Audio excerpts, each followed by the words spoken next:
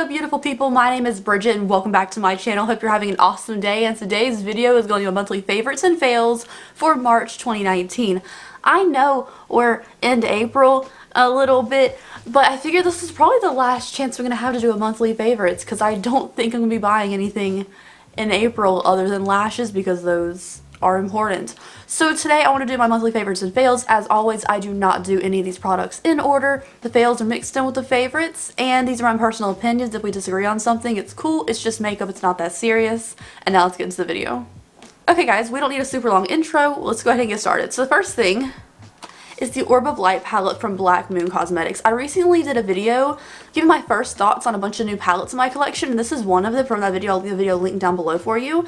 And it's a beautiful, beautiful palette. Everyone told me that I need this in my life for the past year, and I'm really glad I have it.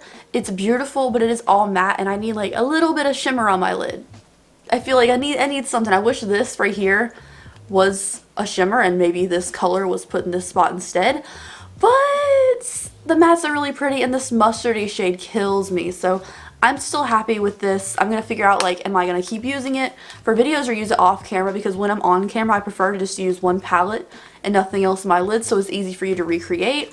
I could use this, like, when I'm not filming, or just list a bunch of stuff that I'm wearing on my lid in the description box, which seems like more of a pain because I want it to be easier for you to recreate, but at the same time, it's a beautiful matte formula. Like, they feel great. Next up after that, we have another little new palette for me. This is the Topaz Obsessions from Huda Beauty. I wanted this for so long because there's a yellow in it, and I love yellow eyeshadow, and I love oranges too, so this is just a really nice palette. Honestly, some of these shimmers come off way darker on the eyes than they look in the pan, which is a little bit weird, but it's a really easy to use, nice, compact, small palette that I'm very happy to have. So really good. Just wish the shimmers were lighter, that's all. Let's go ahead and do the rest of the palettes, I guess, while we're still talking about palettes. Let's just knock those out first. Everybody's favorite thing. Fail palette for me. I did a full review on this. You can check it out. I'll leave a link down below. All these products will be linked down below too. The Milani Hot, Cool, and Vivacious from Salt'N'Pepa palette. I like the color scheme. Like, there's a yellow, and this, I thought this highlighter color would be really pretty and stuff. But it's just weird formulation. Like, the mattes, they're alright. Some of them are better than others. And then the shimmers, it's like there's a layer of product up here. So when you dip into it, it's a different color. And it just doesn't perform how I would want it to. So it's weird. I like the theme. I think it's fun. I've been really disappointed in Milani launches lately. So this was like really fun and I was really into it. The quality is just bizarre. But the theme is pretty. So that's kind of a fail for me, honestly. If you're not into like the 90s aesthetic, like the 90s like nostalgia, like the Salt'N'Pepa theme, the quality of the palette's not worth picking up, really. So it's really, if you love the aesthetic, you're collecting this item, that I think it's worth it for you. Another palette that I thought was a please don't be broken. Whew. Okay. Never mind, I was going to talk about a fail palette next, but I dropped this and I thought I was going to die because it's like gorgeous. I want to do a full review on this, breaking down every shade and everything. Every day since I've had this, I've worn it on my eyes. I'm wearing it today on my eyes just for something more subtle today. I wanted something simple, see if I could do something light because I've been doing a lot of orange with it. The Cor-de-Rosa palette from Sigma. I don't want to talk about it too much in case I do a full review on it. This palette, though, I don't even have words for like how amazed I was when I saw this in person because it's so different. Also, you can use my code 5Bridget if you want to, I think it's 5Bridget. You can use my code, I'll leave it on the screen. If you want to save money on Sigma or use my link, I'd appreciate it. If you want this palette, it looks like a normal warm tone palette, and I was like, oh, that's pretty romantic. But when I see it in person, the matte, it's not even worth doing a full review on it now, is there? Because I'm just in love with it and I can't stop thinking about it. This shade in particular, the name cor-de-rosa, I don't even know if we can tell on camera. That's the first thing I touched when I got this palette. I was like, this looks like a cream. Is this a cream eyeshadow built in? Because I don't like cream shadows built in there. These mattes are so soft, especially this one. It's like a satin dream. It is so satiny and beautiful. They're so soft and buttery mattes in here that it literally, I felt it and I swatched it out. I was like, is this a matte powder or is it a like satiny cream shade? It is a bizarre combination, but it blends out so beautifully. It's clearly a powder just from like blending it out and feeling it, seeing how it picks up on the brush. It is a powder, but it's so creamy and beautiful that it's like not even on the same planet. I don't know why only this one shade is that like satin finish. The rest of the mattes in here are so beautiful too. The shimmers are lovely. I do think this one doesn't have too much of a base pigment to it. It's the one that I have on my lid right now, so there's not much of a base pigment to it. It just has like a sheen, but they're so beautiful. So I probably won't do a full review on this. I might do like a 20 looks one palette because that's how much I love this palette right now. Yeah, like I love the Enchanted palette too, but the mattes in this were even better than the Enchanted palette. The last two palettes from Sigma, Enchanted and this one, are phenomenal. And I'm not just saying that because I'm a Sigma affiliate. Like, I didn't really care for their Warm Neutrals Volume 2 that much and stuff, which was before these two releases. But like, their shimmers have always been great, but the mattes in here are just like phenomenal. And I'm not like much of a warm eyeshadow person, but I love the oranges in here. So, air freshener. Love this. Now to a palette that was a fail. I waited a year to buy this. I wanted it so bad. It's my color scheme. I love my color scheme. But like I talked about in the palettes, like new palettes in my collection, how I feel about them. The Uoma Beauty Black Magic Allure palette. Artwork, lovely. Love this theme. Like the Black Magic theme's really pretty. This is the color scheme. You're like, Bridget, yellows and greens. You love that. It's the shimmer, glittery shades. They just feel gritty. I just can't get behind how it feels. Like, it's a texture thing. This is the one that's not gritty feeling, and it's so subtle. The mattes are beautiful. I love the mattes. I don't really feel like the purple fits in here too well.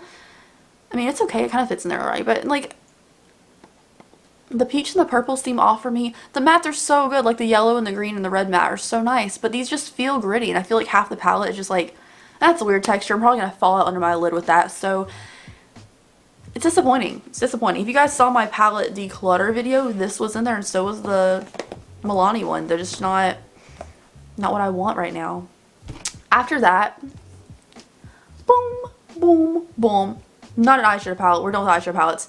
The Smashbox Holidaze Contour and Spotlight palette. This was a holiday release from Smashbox, and I found this at TJ Maxx for $25, which is probably the most expensive thing I've ever bought in the makeup section at TJ Maxx.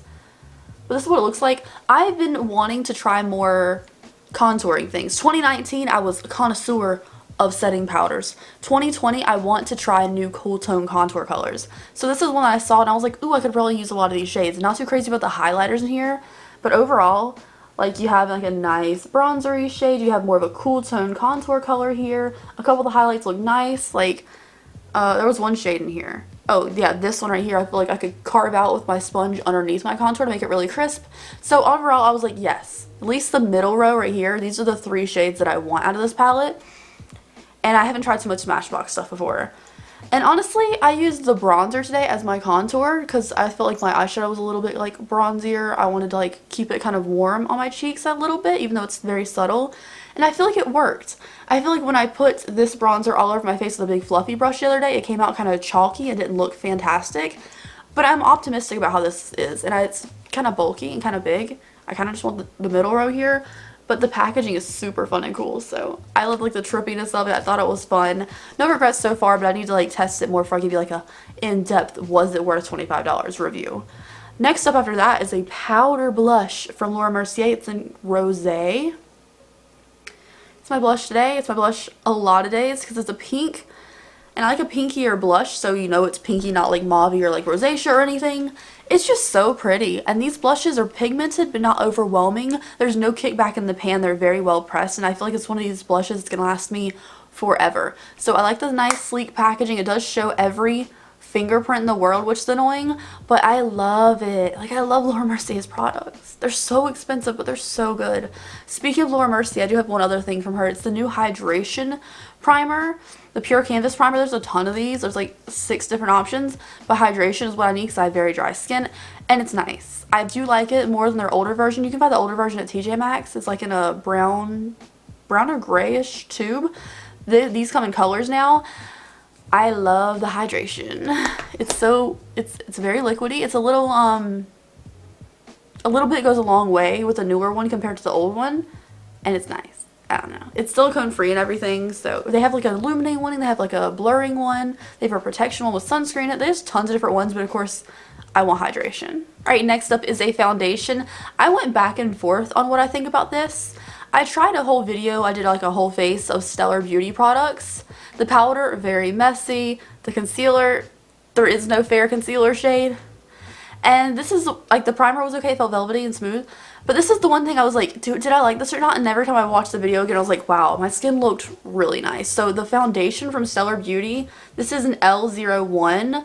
It's kind of yellow undertone, which I'm very cool tone, so that doesn't really work for me. But in the summer, it might. And it's just a lovely finish. Like, it's really, really nice. It does smell kind of like paint, but it's not one of those lingering paint smells. So honestly, the Stellar Beauty foundation, very pretty. We'll see if I keep using it or not because I have a lot of foundations, but it's very lovely. I wish it was a little cooler tone, but it's fine. After that, we only have 3 things left, not the longest favorites in the world. A kind of an iffy, like, it's not that great. This is the Galactic Precise Eyeliner Marker. Apparently Galactic, this is like their thing, this eyeliner. I got it in a subscription box, and it's like a beautiful, long felt tip. So you could just like the whole thing. It's not the most black thing in the world. Like, it's black, but it's not like raging black, and I feel like the tip is very soft, so it's gonna get damaged really easily.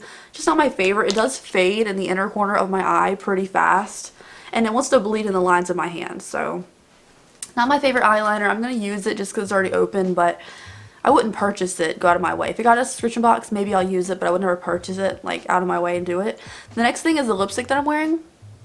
I love Pixi Beauty's liquid lipstick formula, but a lot of the colors I just decluttered because I wasn't wearing them. And this is one that I recently opened. So this is the Posh Nude.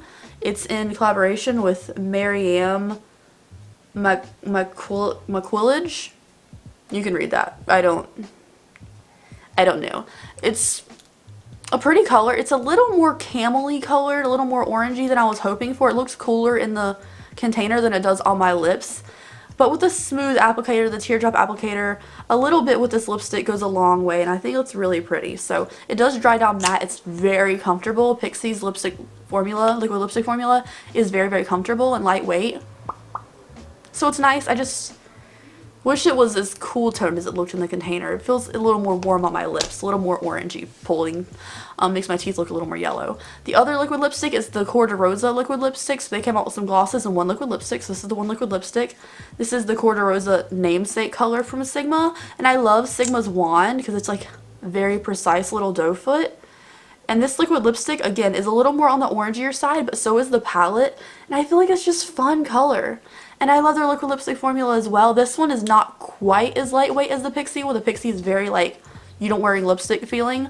This one is a little more like you're wearing a liquid lipstick, but it's nice. And I love the sleek, nice packaging on these. It's very nice. The lip glosses for the cor-de-rosa collection look nice too, but I'm definitely the liquid lipstick person. And I feel like I'm going to have to reach for a more warm tone nude like these two colors because that's what they're coming out with everywhere lately. So anyways, you guys, that is it for today's video. Thank you so much for watching. I hope you enjoyed it. Please let me know something you're really loving right now. I know buying makeup is not like the most important thing in the world. Certainly not to me with the finance situation, but it's nice. Like, I even things in my collection that I haven't been using too much, I feel like I'm using a lot more. And when I declutter, like I'm in my declutter series right now, you've seen that. I feel like I don't need that much. I feel like something about this, like being stuck at home, like having less feels good. Like, makeup is my job. I still have a lot, probably more than the average person, but it feels good not to have it all. Like, I used to have this Alex drawer in here full of stuff. I got subscription boxes, like packed full, couldn't close drawers. And I just got rid of it all, and I feel pretty good about it. It's so weird. So anyways, thank you guys so much for watching. I hope you enjoyed it. If you did, please give me a thumbs up and subscribe to my channel down below. I'd greatly appreciate it. And I'll see you in the next one, guys. Bye.